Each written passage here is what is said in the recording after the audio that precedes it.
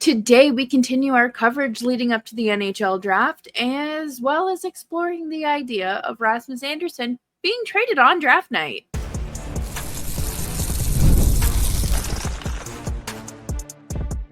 You're Locked On Flames, your daily podcast on the Calgary Flames. Part of the Locked On Podcast Network, your team every day. Hello, everybody, and welcome to today's episode of Locked On Flames. As always, I am your host, Jessica Belmosto, and thank you so much for joining me. Today's episode is brought to you by FanDuel. Right now, FanDuel customers can get $150 in bonus bets if your first $5 bet wins. Today, we're going to be talking about kind of the anticipation leading up to the draft. What does their first round realistically look like? And is there a world where they trade up and trade Rasmus Andersson on out of here? Make sure you're subscribed to Locked On Flames wherever you get your podcasts, as well as YouTube. We are here for you Monday through Friday, 5 days a week, your team every day. So let's talk about what's at stake here. Let's lay the groundwork for the Flames' first round. They are selecting at 8 as of right now, Wednesday, June 25th at 7:37 Eastern Time. They are picking 18th and 32nd. Neither of those picks belong to them. The 18th is from New Jersey, from the Jacob Markstrom trade, and 32nd is Florida's from the Matthew Tkachuk trade. This draft class is different.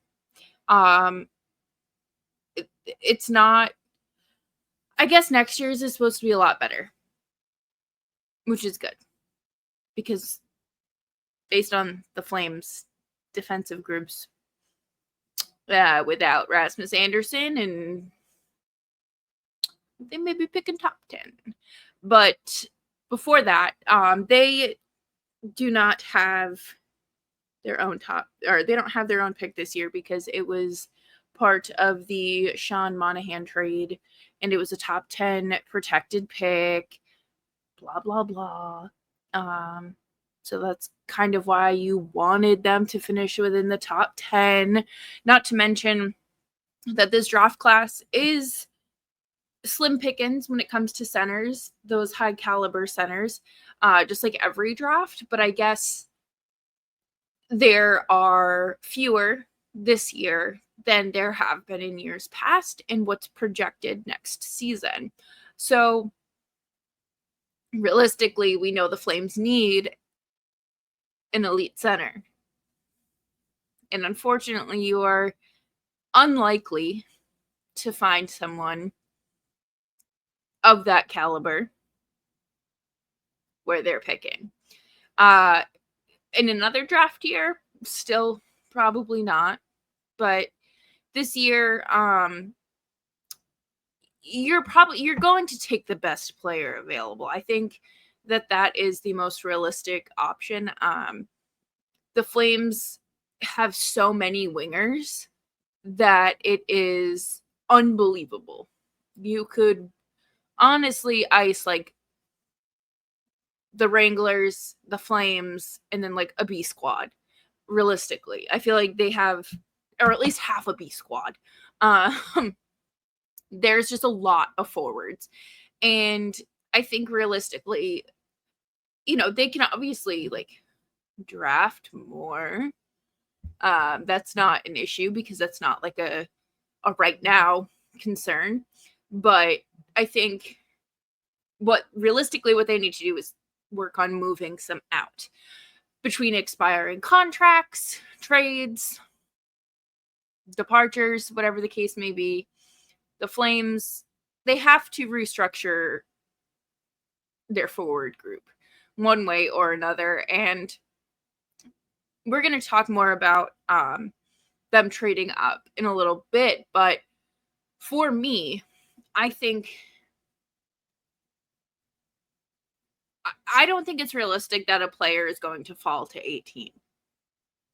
Like, I'm like James Hagan. He's expected to go within the top 10.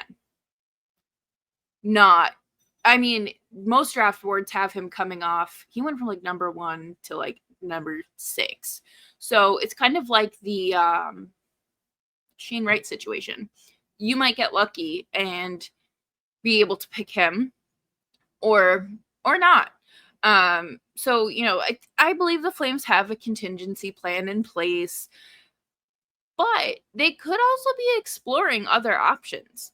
If I'm picking, I'm probably going to take a left-handed defenseman.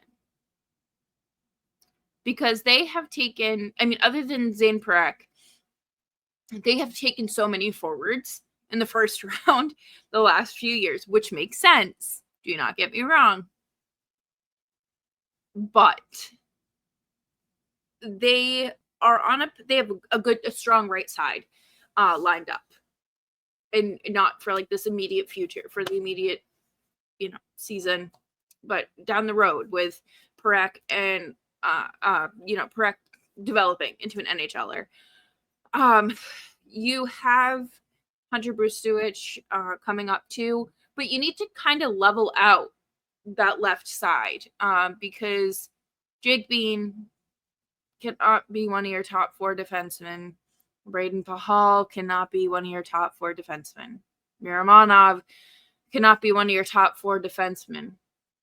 Tyson Barrie cannot be one of your top 4 defensemen. Do you get what I'm saying?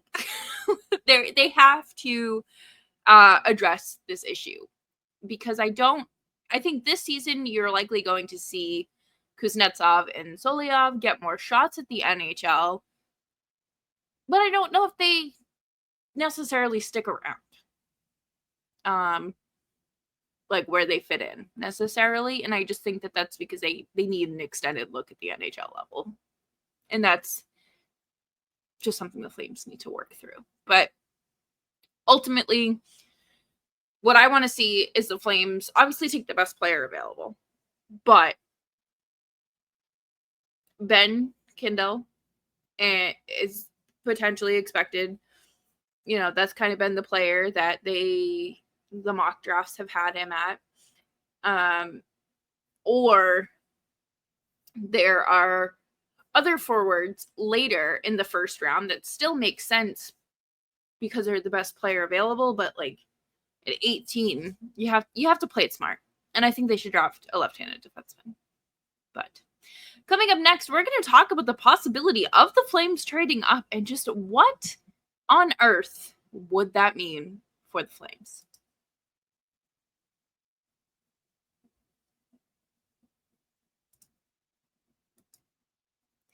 Guys, you've probably heard of Viagra or Cialis. Maybe you've even tried them, but if you're looking for something beyond the usual pill, it's time to meet Rougiette Ready. Rougiette Ready is a next generation prescription treatment designed to amplify arousal in the brain and boost blood flow.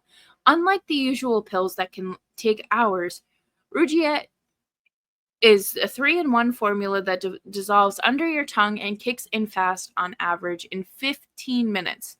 Effects can last up to 36 hours, so you can stay confident and in control when the moment is right. If traditional options haven't worked, Rougiette may be the answer. Over 150,000 men have already made the switch. Head to rougiette.com/LockedOnNHL and use code LockedOnNHL to get 15% off today. That's RUGIET.com/LockedOnNHL and use promo code LockedOnNHL for 15% off. Individual results may vary with prescription treatment. Compounded drugs are permitted to be prescribed under federal law, but are not FDA approved and do not undergo FDA safety, effectiveness, or manufacturing review. Please visit the Rougiette website for full safety information.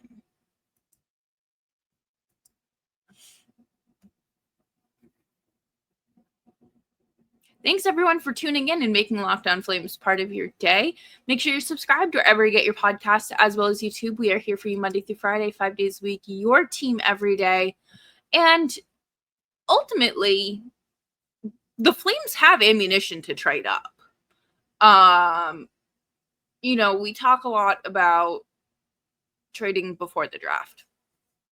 And it's reasonable because the Flames have had ammunition over the last few seasons, whether it be Jacob Markstrom. Last year was Mangiapane. You weren't getting a top 10 overall pick for him. But this year it's Andersson, and a lot of teams are looking to add to their defensive groups. And Rasmus Andersson seems to be creating a lot of buzz. We talked about it yesterday. There are teams like Tampa Bay, Dallas, Columbus, the Bruins, that are all interested in potentially trading for him. So there are options for the Flames. I think with the Flames position in the rebuilding, retooling, whatever we're calling it, stage of their organization, they do have the means to do this. Now, I think any team would be stupid if they don't try to trade up. I mean, that it's just common sense.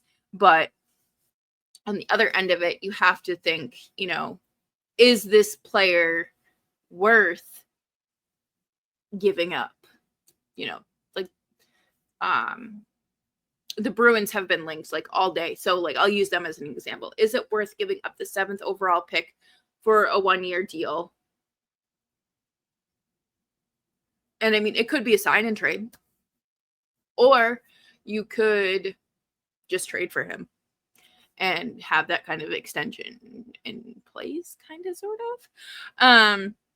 But realistically, it would make sense for the Flames to at least attempt to trade up. I'm sure people are calling. I'm sure Craig Conroy, his phone probably has not stopped going off these last few days. Last season, they didn't have to worry about necessarily, of course you want to trade up, but the Flames were still fine because they had the 9th overall pick. But this year, 18th and 32nd. For me, I want to be 10 or higher, or I guess lower. The single digits would be nice. I think for the Flames projections of where they want to be in 3 years' time when the new building opens, they have to really take that step back and commit to that step back. And based on how the draft goes, as well as free agency, which we'll talk about, it could be a lot. It could be a lot. Ultimately, I do think the Flames do trade up in some capacity. Now, I don't think it's going to be the 18th pick to the 7th, but I could be very wrong.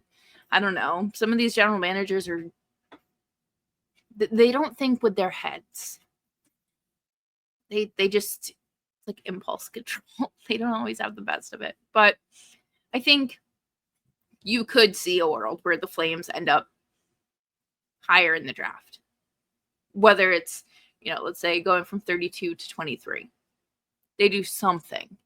I think that everyone is trying to be a little more strategic this year. I think that the general consensus is that everyone around the league is trying to get better. They see the cap increase. They need to get better. They see what the Panthers are doing and have done. They see what the Oilers have done. They've seen what Vegas has done. The blueprint is laid out for them. Now it is up to them to follow the IKEA instructions that make no sense because it's just pictures.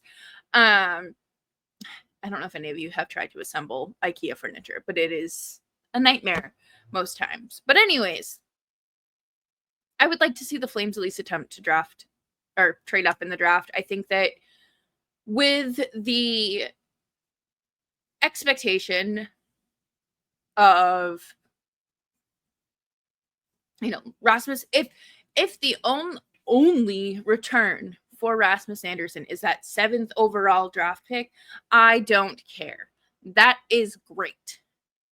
To me, that's better than, I mean, yeah, it's like part of the magic bag of beans, but at the end of the day, like, it's top 10 draft pick.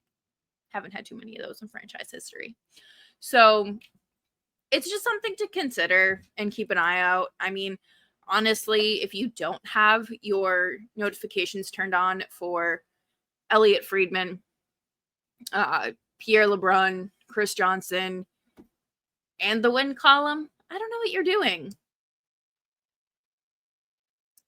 And I actually just saw a report that said the Flames are also targeting Marco Rossi, and they're hoping that he is part of the return in a Rasmus Andersson trade. So that's like, I guess I would just take the top 10 pick. But again, Craig Conroy is the general manager. I am just a silly fan with the podcast. But coming up next, we're going to lean into an Eric Francis article and talk all about his idea of what may happen leading up to the Flames draft night here on Locked On Flames.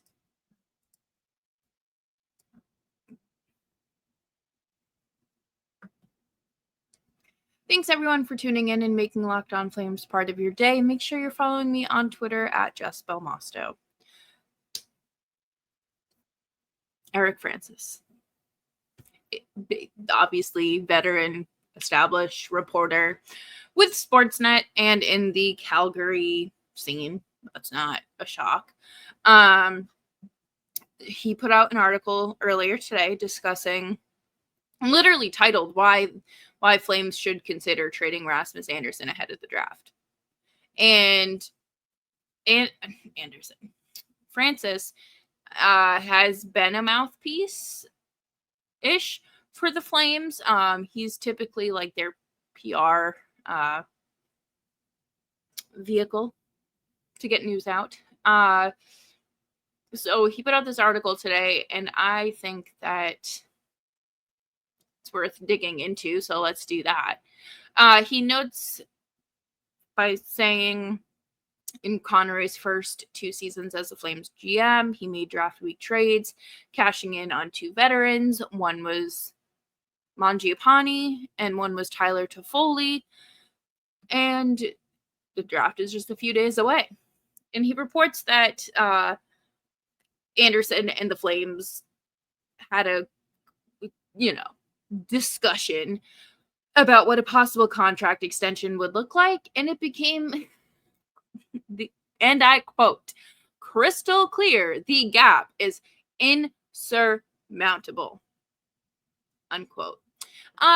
So basically the Flames aren't willing to, I'm assuming, go 8 years at $9 million, which I think that's reasonable. So I understand. And I think on both sides, it's fair to, move on. And it is what it is, like I can't sit here and blame the Flames, and I can't sit here and blame Andersson. His is a price and maximum term that the Flames aren't willing to come even close to, given Andersson will be 29 next summer, and the retooling, Flames are still a few seasons away from building what anyone might consider to be a contender. So he does want 8 years and a lot of money. It makes no sense to sign a 29-year-old to an 8-year deal. Mind you, a defenseman, someone who led your team in shot blocking. No way. And someone that has been on the decline for the last 3 seasons. But anyways, they've also got a pair of hotshot right defensemen in Parekh and Brustowicz, who are tabbed as the future of the team's right side alongside Mackenzie Weegar. It makes sense for the Flames to move on from him. It'll be a gap, but we kind of want some goals scored on us right now, in my opinion. Andersson is armed with the 6-team no-trade list, which undoubtedly includes division rivals Edmonton and Vancouver. Okay, so I guess he said he hates the Oilers and I hate the Canucks. That's just who I am. Yeah, so I'm sure that there are 4 other teams on that list. If I had to guess, Buffalo is one of them. I don't think Ottawa. If Ottawa is one, I don't think it would be hard convincing the Islanders. But anyways, it doesn't make sense, honestly, to bring Rasmus Andersson into the Flames locker room once the season starts. And it's not like shade to him. It's just a matter of the fact that we saw how big of a distraction Zadorov, Lindholm, Hanifin, not so much Tanev, how those contracts are expiring free agents, how that went. So, I mean, it makes sense to just trade him ahead of the draft, if not right after you get his new no trade list on July 1st. But I guess that Toronto could be a landing spot. Yeah.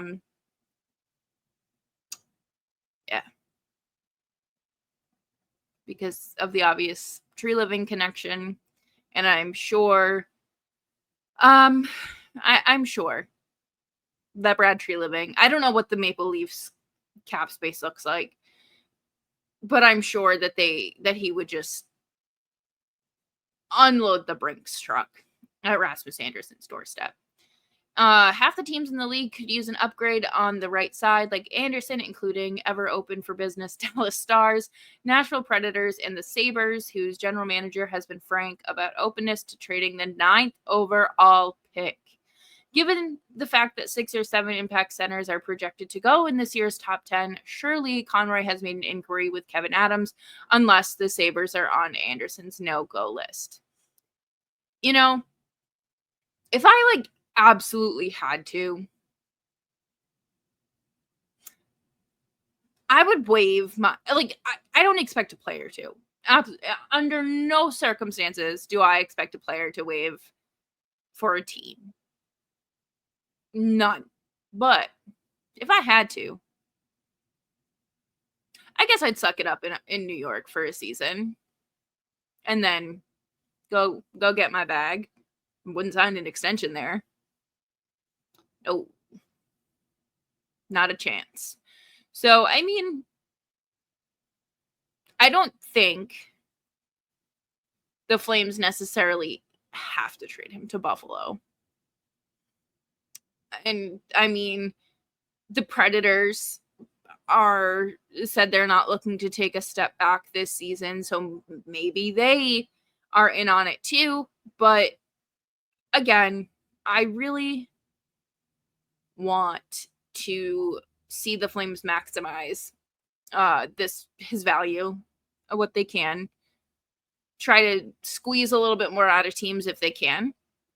We know that Conroy has been very patient with teams in the past when it comes to offers. He's not jumping on that first offer that comes in. He's not jumping on that second offer that comes in. And it's likely going to take a little bit of negotiating. And the Flames are in a good spot where they can retain a chunk of his salary to sweeten up the trade. Do you want Miromanov too? Do you want Jake Bean? No? Okay. Well, I tried. But overall, I think that the Flames, I think it's very likely we see the Flames active before the draft, just based on what other people are saying, what general managers are saying, and the intensity around the draft. I wouldn't be shocked. And I would love to see the Flames do something exciting. You know, they need to take another step in this rebuild. We've talked about it before on this show. You know, every move is somehow a benchmark in the process to the finish line. And off season, it's going to be the draft. It's going to be how they handle free agency, any trades they make, contract extensions. And that's really the first thing they have this summer. So we'll see what lies ahead in the days to come. But that'll do it for me here on today's episode of Locked On Flames. Thank you all so much for joining me. I hope you are having a fantastic week. I heard there's really bad rainstorms in Calgary, so stay safe. Rain is no fun. It's been a washout here in New York, so I get it. Make sure you're subscribed wherever you get your podcasts, as well as YouTube. We're here for you Monday through Friday, 5 days a week. Your team every day. And make sure you're following the show wherever you get your podcasts, as well as YouTube. And I will be back tomorrow, hopefully with some trade news.